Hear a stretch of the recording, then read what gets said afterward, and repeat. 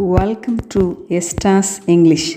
இந்த பதிவில் break time பற்றிய கமாண்ட்ஸ், ஃப்ரேசஸ், சென்டென்சஸ், இன்னும் சில இடியம்ஸ் பற்றி பார்க்கலாம்.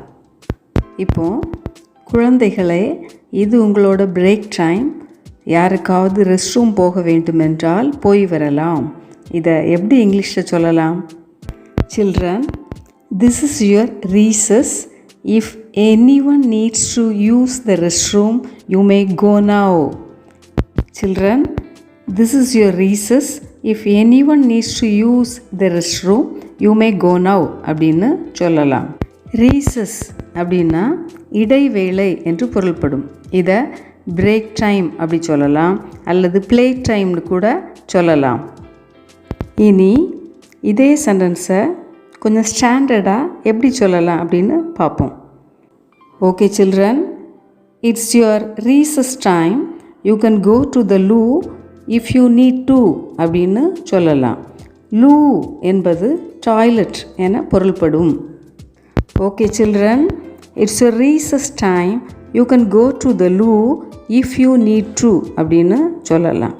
இதே சென்டென்ஸை கொஞ்சம் ஃப்ரெண்ட்லியாக சொல்ல வேண்டுமென்றால் இப்படி சொல்லலாம். All right children, it's recess time. You can go to the loo if you want. All right kids, it's recess time. You can go to the loo if you want அப்படின்னு கூட சொல்லலாம்.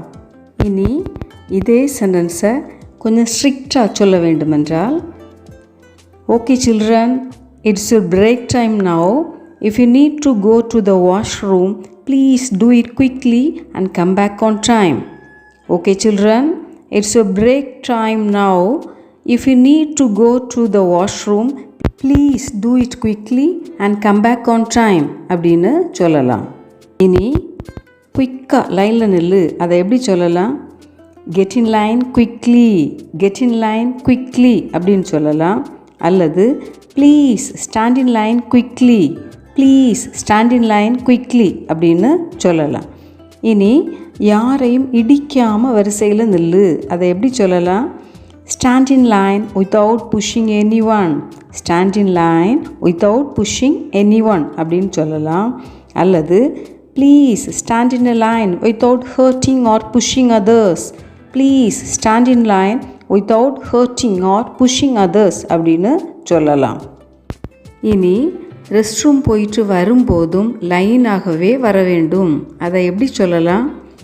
Even when you come back from the restroom, you must return in a proper line. Even when you come back from the restroom, you must return in a proper line அப்படின்னு சொல்லலாம். அல்லது after using the restroom, come back in a line, not in a rush. After using the restroom, come back in a line, not in a rush அப்படின்னு சொல்லலாம். அல்லது you should return from the restroom quietly in a line. You should return from the restroom quietly in a line அப்படின்னு கூட சொல்லலாம். இனி rest room போயிட்டு வந்த உடனே வாட்டர் பாட்டிலை எடுத்து தண்ணி குடி, அதை எப்படி சொல்லலாம்? After coming back from the restroom, drink some water from your bottle. After coming back from the restroom, drink some water from your bottle அப்படின்னு சொல்லலாம். அல்லது children, after you come back from the restroom, take your water bottles and have a sip of water. Children, after you come back from the restroom, take your water bottles and have a sip of water இப்படின்னு கூட சொல்லலாம். இனி பாட்டிலில் தண்ணியை மீதி வைக்காமல் குடிக்கணும், அதை எப்படி சொல்லலாம்? You must finish the water in your bottle without leaving any behind. You must finish the water in your bottle without leaving any behind அப்படின்னு சொல்லலாம். அல்லது drink all the water in your bottle, don't leave any. Drink all the water in your bottle, don't leave any அப்படின்னு சொல்லலாம். இனி பாட்டிலில் வாய் வைத்து தண்ணீர் குடிக்காதே, அதை எப்படி சொல்லலாம்? Don't drink water by putting your mouth on the bottle. Don't drink water by putting your mouth on the bottle அப்படின்னு சொல்லலாம். அல்லது please don't touch the bottle with your mouth while drinking. Please don't touch the bottle with your mouth while drinking water அப்படின்னு சொல்லலாம். இனி வேறு ஒருவரின் பாட்டிலில் தண்ணீர் குடிக்கும்போது வாய் வைக்காத, விட்டு குடி அல்லது அண்ணாந்து குடி அப்படின்னு சொல்லுவோம்ல, அதை எப்படி இங்கிலீஷில் சொல்லலாம்? When using someone's bottle, please sky it. When using someone's bottle, please sky it அப்படின்னு சொல்லலாம். அல்லது when using someone's bottle, please sky the water. When using someone's bottle, please sky the water அப்படின்னு சொல்லலாம். இனி எல்லோரும் என்னிடமிருந்து டைரியை வாங்கிவிட்டீர்களா? இதை எப்படி கேட்கலாம்?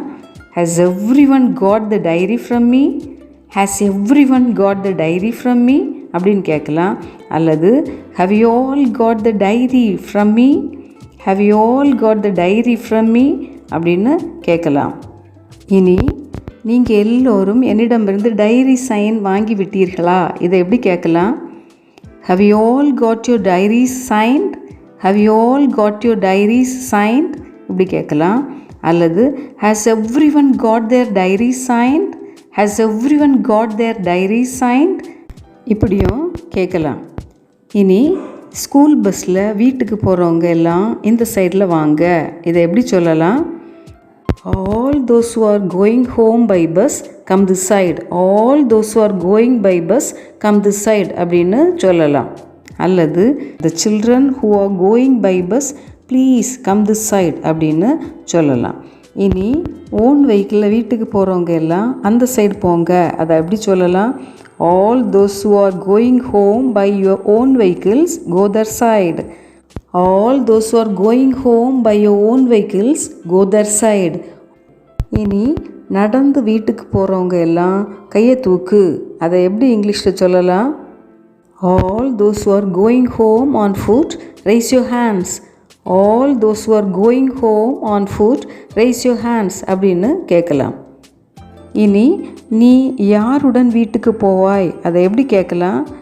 Who are you going home with? Who are you going home with அப்படி கேட்கலாம். அல்லது whom are you going home with? Whom are you going home with அப்படின்னும் கேட்கலாம். இனி உன்னை வீட்டுக்கு அழைத்து செல்ல யார் வருவார்? இதை எப்படி கேட்கலாம்?